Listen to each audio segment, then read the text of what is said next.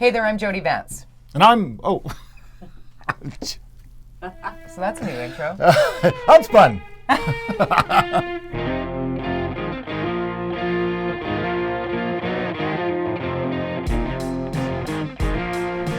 George Underscore. Affleck. I think we keep it just like that because people have asked, like, how many takes do you and George do of UnSpun? And I'm like, one. One take. That's One it. take wonders. No, that explains a lot. I think I did it twice, something that we said in the middle, something that was weird. I can't remember what it was, but we did twice. I've done a little small edit. You can see it probably, but generally... There was and then the we had one the edit. one take, there were phone calls where Both of our phones were children ringing. called That's at right. the same time. So in that case, we had to do a couple of takes of something in the middle. But. No edits here. We are going to first begin our discussion around something that I saw on social media, because you got to follow George _Affleck. He's a hashtag now. Everybody at the Orca.ca calls George just underscore. It's hilarious. Because I underscore everything. You do. There's that. And George Facts. We love it. George But Facts. there was a mean tweet about you, and it seemed a little hot out of the gate for this one. Yeah, it was from a tweet a couple of weeks ago too. It happened yesterday, and so she tweeted. It was a tweet about small business being impacted by the NDP's taxation and changes, and Alberta is going to use that to their advantage. And this is when I think it was after Jason Kenney won the election or something. Anyway, she put in like what or something to give me some examples of what exactly you're going to be impacted by it, and I just put dollar signs. I mean, that's Sums it up for you. I mean, it's a bit, snarky for sure, but it's Twitter. And It's Twitter, and you're then George underscore. I know. And then she responds with like a diatribe against me, and I'm like, It was a little bit of a thing. She said, read this thread, hashtag BC Poli, and find out how a guy who calls himself an entrepreneur and a marketing and political strategist responds on Twitter. No wonder his business is failing. But apparently the problem is the hashtag BCNDP. Belle, calm down. I know I did. I felt like I needed to step in for a second and just say, like, what inspires somebody to tweet that at you? I mean, the option A would be, don't follow you. Don't ask you a question. And B, if you don't like the answer, say, oh, okay, well, I disagree. Yeah. But instead of like, if failing business, your business is fine. Last I checked. But yes. It's impacted by Even the my NDP. accountant thinks so. It felt a little trolly, and then we went to her profile, and Belle has a number of followers. And yeah, it's surprising. A lot of NDP people, I noticed. I also noticed a lot of people responding to that tweet block me. So I don't know who these people are, how horrible I must be to them. I don't think I say things that are worth blocking, but I'm generally quite conversational on Twitter. And I agree. I was being a bit sarky, but I mean, it is the money. The issue as a business owner is the taxation, and the cost of running a business has become more expensive in this province since the NDP were elected. Full stop. No, there's nobody who can argue against that. I mean, whether it be the medical costs, the general taxation, staffing costs, all these different things have gone up. People are going, wait, they got rid of MSP. Yes, so small businesses need to pay for the MSP. Yep. So there's that. And then we say, well, they minimum wage. Minimum wage. Good If you're a thing with restaurant, it's tough. It's tough on them. Tough on small business. Good for somebody making minimum wage, but tough on somebody who has to pay that. Absolutely. There's pros and cons to making taxation decisions, and you have a current government that is pro-taxation. The previous government, not pro-taxation. It's how many new philosophies. taxes? It's what are we? 2 years in, right? 2 years. 2 years exactly. Today, for recording day, is 2 years since they came into power. The NDP, 16 new taxes since they got elected. 16. Yeah. So, but didn't they run on a platform of affordability for all? Well, I find it's funny. The Vision did this too in Vancouver. Affordability seems the only thing they define affordability is the cost of your home, and I think affordability for everybody I know, especially my kids who are now, my 23-year-old today is her birthday.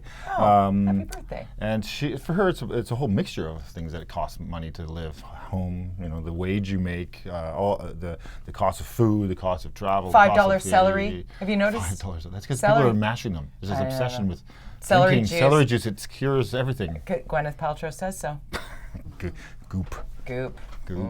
I want my celery back. I want it to be cheap. Same with bone broth. lots of It used to peanut be the butter on cheapest thing. Yeah, right? Peanut butter, salt. Ants on a log. That's my kind of We digress. celery. So there was also someone else on that thread that Barbara Levesque put on her Twitter. And then Jimson Hogarth chimed in with another sort of mean layer. And then a couple people came to your defense, myself included, it's like, everybody, can we just calm down? Can we agree to disagree and be Canadian about how we are on Twitter? Because watching what's going on in the United States right now, nobody wants to be anybody's base. I don't care how much you're into your party. I really don't care. Yeah. Be kind. I saw somebody tweet this about the U.S., something like, well, how bad, a tweet somebody had put back in when Trump won, well, how bad could it get? No, I saw that. That didn't age well. No, it's getting worse every day. Let's talk about Twitter the other day. What, day before yesterday? I'm losing track of days. I'm filling in. I've been Simi, I've been Linda Steele, now I'm Charles Adler. Somebody called me the Swiss Army knife of CKNW, and here I am. I love it, though. Don't get me wrong. Call me, chat. I love it. And thank you for coming in, as you always do, on a moment's notice to talk with me on the air as well. But one of the two things that were trending on Twitter, I believe it was day before yesterday, was both Trudeau must go and Trudeau must stay. And it was like battling. And the faceless monsters of Twitter. I mean, these people are total bots or trolls who are come out when there's an election happening. And they could be Russian. Who knows? I think Twitter still has not figured this out. And I don't know why, even with Facebook, why you don't have to go through some kind of verification process of that you're a human being. Seems pretty straightforward that there are other platforms that do this. Yeah.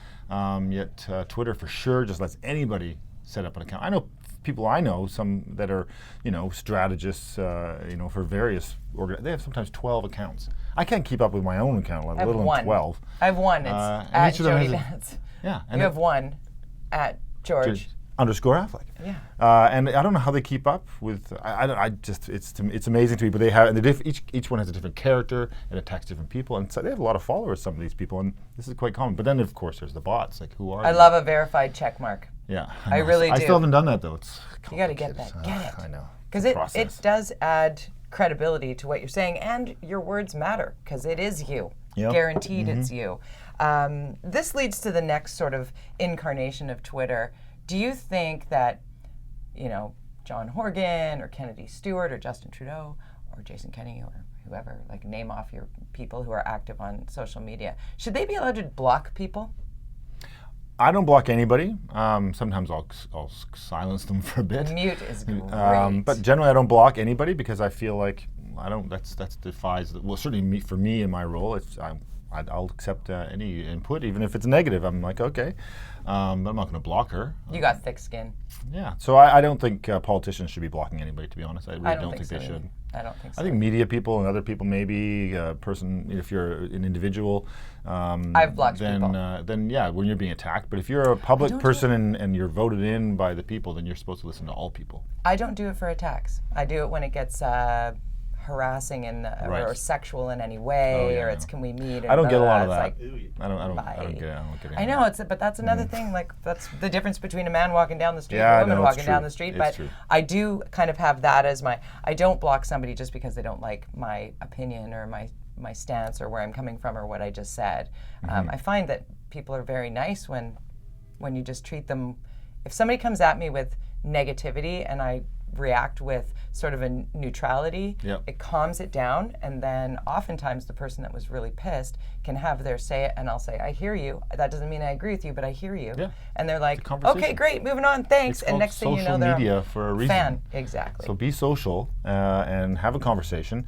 Sometimes I get in these conversations, and then other people get involved, and I get completely confused about when the conversation's gone off into some tangent somewhere, and I'm like, what is this? And you're tagged in it. You're like, what is this all about? Mute. This has nothing to do with what I talked about 2 days ago. Well, let's talk about rumors, because if you're new to UnSpun podcast, basically we like to kind of go, here's what the headline is, here's what people are saying, politics is sort of trumpeting, and here's what this guy, George _Affleck, sees as a former city councillor and a strategist and curve communication guru.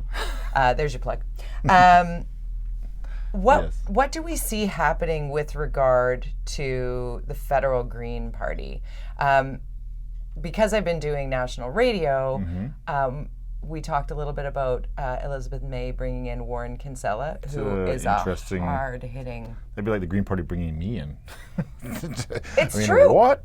That is a good analogy. It's just would never happen, but I mean, you obviously never he's know. a dude for hire. I guess I wouldn't. I'm kidding. I'm kidding. No, I mean, I have some Political, boundaries. yes, you do. And there it is, yeah. the boundary. But the strategic move for sure. He's obviously well-known strategist and master election kind of guy. But the way they responded to it, which they got attacked on Twitter, and then she put up a defense, which was weird. I thought she could have just stayed, whatever. I want to win. I want to win the election. And isn't that our priority? Yeah. And so, but Green Party quite often I see they quite often attack each other. NDP get like that too. They start to attack each other, and it's quite common in politics. You start when you don't like what your party's doing. But it'll be interesting to see how that affects. I think there's some polling coming out. It's all very confusing, and obviously the only poll that matters is election day. But let's talk about that with regard to polls. Can we trust them now at all? Like I saw an Ipsos Reid poll that Global actually was behind, and the Green Party were part of the question in some of the polling. Like, who do you vote for? Are you Liberal, Conservative, NDP, or Green? Yeah. And the other question was it Liberal, Conservative, or NDP, and they left the Greens out. When the Greens were mentioned, 11% of those polled, those surveyed, said they voted Green, and when there was no mention of the Greens, only 4% brought them up.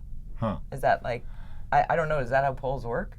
It's a different way to do it. There's quite often there's polls. I mean, we've got a certain kind of poll happening in Vancouver now from their mayor. We can talk about in a second. Yes. I want that. Leading polls, like you're trying to figure out, how people will behave. A lot of ridings won't have the Green Party won't exist in any capacity. So, only in certain. Which is for the most of the most largest. of Canada. I mean, I can't imagine they're going to have a lot of success in the prairies, or I would say they'll be quite successful in BC. Whether they'll get a lot of people elected, I don't know. So it's like debates. You don't always include all the parties in a debate. Are we taking these people seriously, or do we really want to see who's going to win this election and have those people debate? And I think that's what's sort of interesting. That's like watching 20 U.S. Democrats over 2 nights. Well, it's like Veep. Did you watch Veep's final season where No. they had the two? No spoilers. I know, but they had the two debates, and then you get relegated into the second debate, and you're like, why am I in the second the B team debate? What? First captain, who second decided pick. this? Second captain, first pick. Exactly.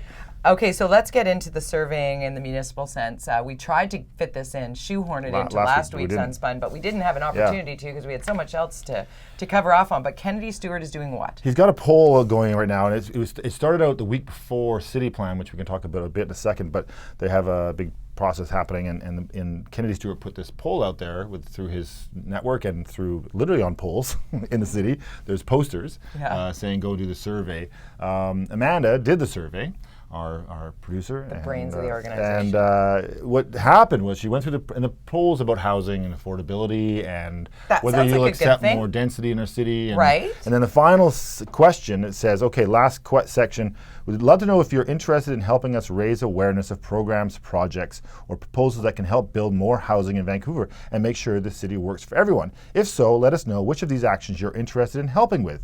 And it's a multiple choice in helping to spread awareness, sending in comments, talk to friends, attending development open houses. So you had those choices. But you couldn't, if you didn't choose one of those, you couldn't submit the form. You had to choose, and none of them are saying, no, I don't want to do this. You have to choose one kind of engagement. So that way, 100% of the people that will have filled out this form are into helping him be his army to basically come to public hearings and yell and scream when they need to. It's a strategy. It's data mining at its most cynical, in my mind, to actually have a poll that forces at the end of the poll, because they'll still have all the information because they have it. They have it. But you didn't get to submit it, but they can see what people are doing, and then they. Kennedy Face App. Whoa. Yes. Yeah, mining, gathering. Yep. It's like, and then you tell 2 friends, and so on, I know. and so on. And because, he faced this But problem with you're the Granville forced- project where he had 200 people coming screaming, and he's like, you get this whole skewed perception of reality sometimes in public hearings because one side will show up. Now he's going to make sure when that happens again, he'll get 200 of his people that have said they want more housing to show up, and it just makes it what? And first of all, your public hearings are going to last for a month, but and he can put all those people on blast. Any message he wants to send absolutely. out, he's got a direct line. He has as the mayor of Vancouver, you have a lot of power to do things like this, and I think people should really, and not to mention the fact that it was in the middle of a public hearing process related to city planning or the city plan process. It didn't seem fair because people were connecting the two, and we should always have the option of no, thank you. Yeah. We should always have that option of no, I don't want to. I don't want to help you. Because it's on my school forms that I get from my son. No, I don't. Or I'd prefer not to be a parent volunteer on this field trip. Yep. I check that off a lot when I'm working. I check off the other ones when I'm not working. But you got to have the options. Yes. This leaves no room for options. That is. And now he has a database of people he can. How many people are in they've got 43 communications people at City Hall, which, by the way, we forgot to mention last week. So I'll say 43 communication staff again today to make up for last week. Okay, good. Anyways, this is just like cynical, but it's typical Vision move. They did this all the time. They did a lot of polling or street stuff where they would data mine. They do like these things and they come up with a name for it, like better transportation for you. And they would go out there and get people to fill out these forms and get their email address so they could market to them on any other subject they wanted to market to. Would this be a strategist's move, or would Yes. this be something that the mayor would be involved in? Like, would he have to clear this, or would other people just do it? I don't know how that works. This is from the mayor's office and his team for sure. But maybe they're just doing it and he doesn't even know that there's no option. Okay. Oh, maybe but he should fill out his own form. Come on, buddy. I mean, of course he knows this is it. I mean, I'm so naive, George. I have to ask on behalf of those of us who would assume that they would not know this was necessarily. To me, I would say now, for every public hearing that happens, assume that it's being gamed by the mayor.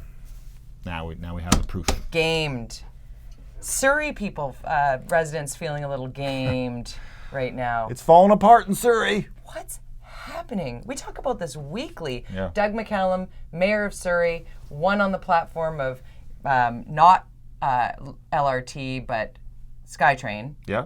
He was like, day one, we're doing that. And also day one, we're going to put forward the proposal to get rid of the RCMP force in Surrey and have a municipal police force. And it's only going to cost you 10% more. Yeah. Well, And that's just operating costs. The hard cost is the capital investment to buy all the uniforms, the guns, the police cars. It's probably $100 million right there of cash from there wherever. So how many people have left his caucus now? Well, he's down to he's lost 4 now. So there's four in opposition now. So there's 9 councillors in the mayor in Surrey. He has 5. There's 4 now against. So he loses one more. He's lost control of his council, and clearly he already pretty much has lost control of his council. And this is the kind of the things that go on behind the scenes in a caucus. Clearly, and the letter. If anybody's had a chance to read the letter from Councillor Hundal, thank you. It's quite the diatribe. It's the disclosing everything. And he doesn't listen to his councillors. He's not a good leader, and he's not a good leader. He has no interest in hearing what the people say. Dictatorial, authoritarian. It sounds like Vision Vancouver. And Hundal was a 20-year RCMP. Like he's an exceptional resource that McCallum had on his squad, on his team, and now is very vocally saying that this person is unfit to be mayor of Surrey, which is a big statement. And that's an attack for sure. And the Surrey Safe Coalition, which was a new political party. And these new political parties, you see the Green Party, we talked about it earlier, trying to build up, and that's a party that's been around forever. These new parties that come in, like Vision Vancouver, are now completely dissolved. I don't think we'll ever see them again. You never know, but the NPA, which I was a member of, they've been around for 800 years, and you get these parties. There's established parties. There's a reason for that, and this party that now is falling apart in Surrey is, it's just a blip, and I can't imagine McCallum will run again, but he is now stuck with this, and this is a statement I would say to the provincial government to say, okay, you know what? Probably not a good idea to do this police force. But then people in Surrey are going to be so mad because half the city wants it. But maybe the provincial government was kind of waiting for this sort of other shoe to drop and say, you know what, we don't really want that anyways. Yeah. We're getting a sense of... we're not getting enough on this piece of paper that you gave me. There was not enough consultation, which is what is being alleged by most of the people walking away. Yeah. And then and his argument was the election was a consultation, which is it's legitimate. But were people voting on the transit more than the police piece? Yeah. How can you prove one or the other? Because we can also talk about the federal election and what was promised and what was delivered there. Every politician kind of promises their way into office. And Yeah, but don't you usually only don't sort of delivers. I know, but here's a guy who's delivering his promises True. and getting beaten down Slammed for it. on It's it. quite unusual. So elections matter. Promises. I don't know. It's strange because you get beaten for not doing them. You get beaten, down for doing them. But had he done it when he was saying no, we're not going to show the cost to the public before we implement this? That's the fatal move I see as a total layperson when they were pricing out and discussing how much a move to the RCMP was going to cost the people of Surrey. Yeah. The real costs. The mayor, Doug McCallum, said, no, you can't see the numbers. Yeah, that's weird. That was where he lost me. Because up until then, it's like, you're doing what everybody wanted you to do. The voters asked for this. Lay it on the table. And he kind of went, yeah. It's that centralized power in the mayor's office, which is something that they happened in Vancouver for the last 10 years. That can't happen anymore in Vancouver, but it's very provincial or federal. We've talked about this before. Federal government operations come out of the Prime Minister's office. In provincial governments, the Premier's office runs the show, pushes the agenda forward, has their caucus. It's not everybody's not in the caucus. They choose their caucus, the key members that are part of their core team. Though that quite often is how you get people that you can trust, that you know will be there for you when it gets tough. In the case of municipal government, I think with the Vision Vancouver, it was amazing to me. I always say this, that they managed to keep their caucus so tight for so long, because in municipal politics, it just doesn't happen. And as you can see in Surrey, as you can see, 9 months in, the guy's caucus and his party is falling apart over the issue that got them elected. Imagine if he started, and he's talked about other ideas, his little waterway and fountains that are colored, and he's an interesting guy. But as are many. Yes, but he's fallen apart, and I think that municipal politics, party politics, are very, very challenging to achieve any success at. And even the MPA over years.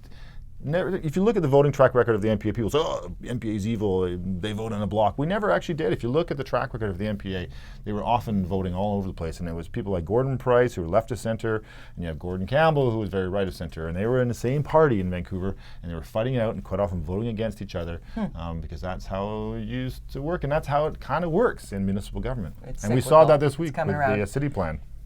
Yes, I want to get to city plan. We were talking about last week and the price tag that goes along with it. I was blown off my chair because I am, I guess, so naive. There's only one taxpayer, and that's you and me. Yeah. So when somebody throws down numbers that now it has passed, the city plan approved, $18 million over 3 years, that's just preliminary. Yeah, let's assume it's going to be double that, and it won't get done before the next election. The whole thing, I think, is a waste of time, because it's just not achievable. It takes 3 years to do a community plan that is solid. The intention of this city plan is to create this citywide community plan with all the things that you see in community plan, with pre-zoning.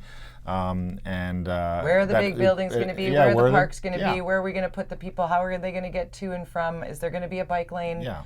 There's an assumption that it'll be all. I still think staff can actually do that, because it'll be impossible to do, because it's just, the city's too big. You can create sort of, and we have one done in the early 90s, a city plan that sort of said that these are the city area, the major centers. This is the rough look at what we think the city will look like. Do we all agree? Yes, we agree. And now we'll build a city. What happened is, of course, times change. And change of government. Yeah, and change of government, change of just priorities. Organic change in neighborhoods sometimes change the direction of that neighborhood. You can't predict that, one neighborhood kind of group will move out and others will move in. And you look at even my neighborhood, nobody ever thought in Yaletown that so many families would live there. That was not something that was predicted. No. It was going to be the funky kid zone. And it's like kids everywhere. I mean, there's 10 kids in my 10 townhouses. Yeah. And so it's and the schools are jammed, and the province didn't prepare for that. And so I just talked to somebody, actually. There's a rally this, it's Saturday, for the Olympic Village, because there's an entire group of people, because that's stroller town too.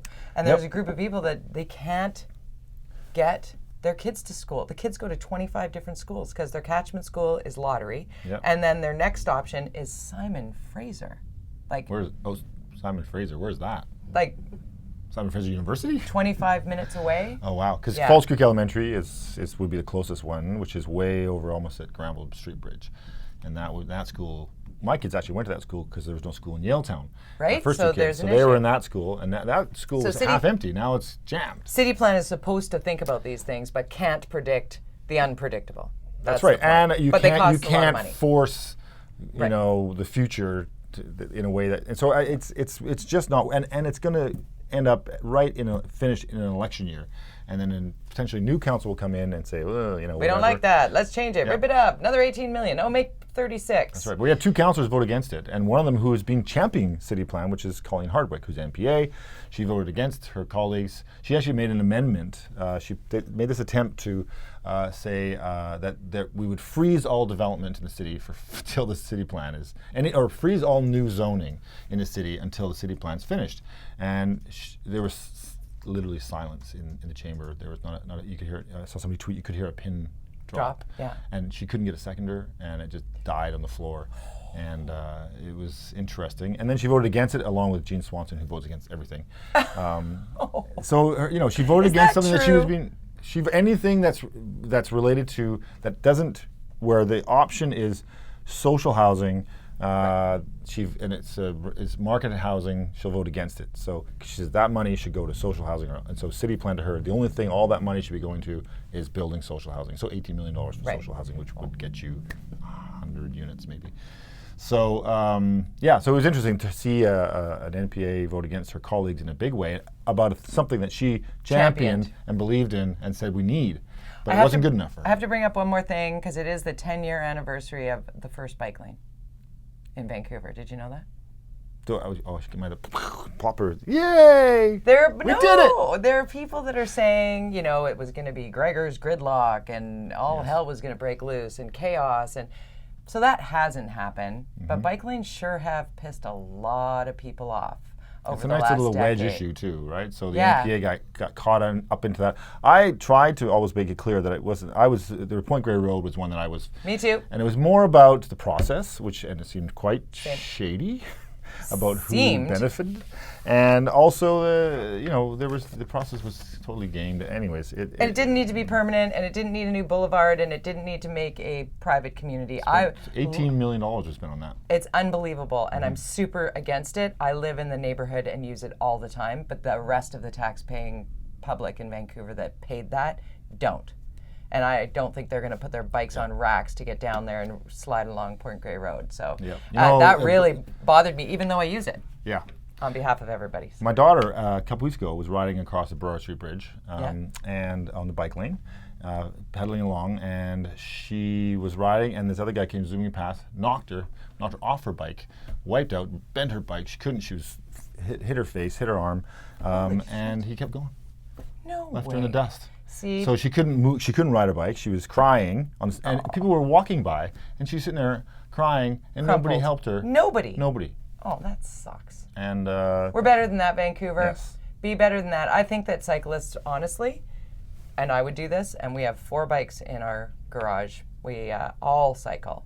And I would happily register it, get a little license plate that goes on it, and be responsible for that, and pay a fee to have that each year that then will go into maintaining the bike lanes and maintaining the people that use the roadways should pay for as we move away from the gas, hopefully eventually.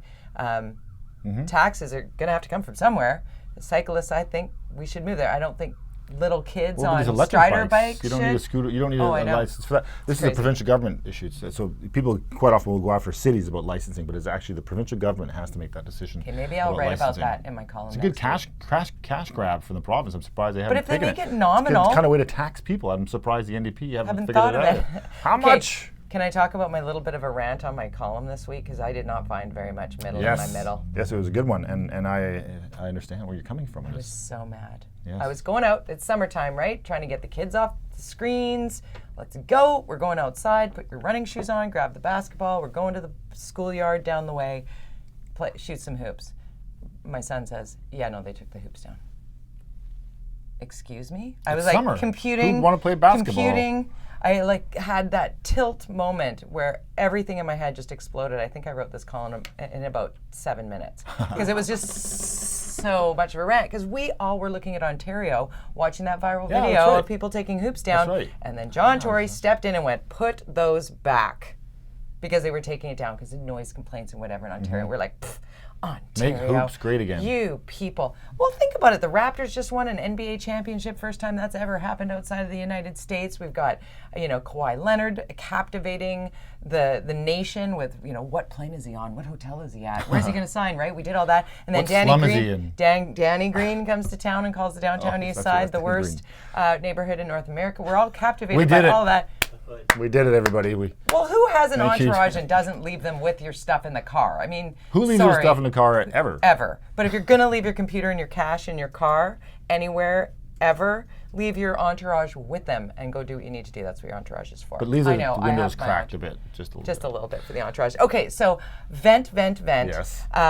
Posted on Wednesday at the Orca.ca, as it always is. You can always get it in the Fin as well. Of course, you subscribe to the Fin. McLean K does such a good job curating that. It's my favorite thing. Spread the word on that. We'll get it to Kennedy Stewart, and he can do a subscription thing on that for us. Yes, he'll have to fill out a form. He'll be all about 18 minutes to take. But legitimately, within that column, I ranted, and I got a couple of great responses from people, including our good friend John Cooper, who's not in charge of elementary schools at all, but he is park board. He helped along with Sarah Kirby-Young, a year ago when I couldn't get a hot dog at my son's Little League, and I kind of hot dogs and hoops. That's hoops and dogs. Yeah. But I mean, let's get our kids outside. So he helped me out and dug a little deeper. I was on Twitter, obviously, with my column, and he said, it seems that people in the neighborhood were complaining about noise. I'm like, noise of children playing basketball. Check yourself. Move out of the neighborhood. I mean, it would be like 3 in the morning or something they're doing this. When are they playing basketball? I live 50 meters from the basketball hoop in question. Yeah. I do not have a complaint, and I'm the world's lightest sleeper. Yeah. But I'm also not a NIMBY. So there are people in our neighborhood clearly that are NIMBYs, which surprises me because when you live near an elementary school, the sound of kids playing, and the bell rings at lunch and then it goes silent, and you're like, oh, they're all in their classes now. At 3 o'clock, it gets busy and the cars come, and that pisses me off more than anything is the cars whipping through the school zone. Don't get me started on that. But put the hoops back at. Call them. Right. No, that's going to be bike lanes. Bike licenses. But there was a swing set at the school that was cordoned off with yellow tape for like a month. It was reported to the school board, apparently. And they didn't fix it. They took down the swings waiting for parts is the excuse. Oh, yes. Well, I was chair of my PAC for a long time, and the process to get things done, like our bathroom in the basement of the school was really come on. And so I said, can we just a bunch of parents go fix this and put in? Yeah. No, you can't do that. You're not allowed to touch the thing. No, you have to go through this process and fill out this form and go through this department and this and that. And you're like, oh my God. That needs to be changed.